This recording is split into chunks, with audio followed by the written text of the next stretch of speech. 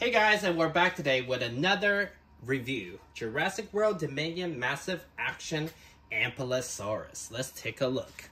This is the $23.99 assortment now. The price went up a bit. Check her out. Another sauropod, which is always great to get in the line. And we have this, and she is in wave 2. So check her out. Let's open her up and check her out. Here she is out of the package. Let's check her out. The color right away looks very much like the Carnotaurus we got, maybe Toro, with the same type of brown and the reddish color. Kind of pretty nice, pretty nice. And this guy is called Ampelosaurus, is a sauropod, which is always good because the last sauropod we got, well, before Dragnotus was Apatosaurus, but we also got Amargasaurus, which was really hard to find for some people, even though it was on Amazon a lot for majority of the year during Dino Rivals. So let's check her out. So she has an action feature in the tail that opens and closes her mouth.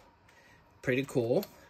And she also have like a primal attack kind of thing, so you can move her neck to have all different type of movement. And as always, the legs and the arms have articulation, and she does not have an issue standing. And also, funny enough, her legs are shorter, but her feet are small. They're not ginormous, out of shape to make sure the figure stand. This one is actually not bad. I like the blue gray that we have on this head. Little nice little color, but yeah. Other than that, looks very much like the Carnotaurus color.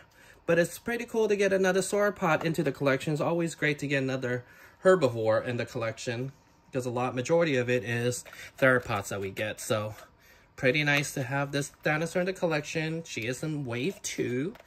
Check out her little tag, DNA tag. Make sure you scan it, put her in your collection. Here we are. Thank you so much for watching. See you next time. Don't forget to subscribe.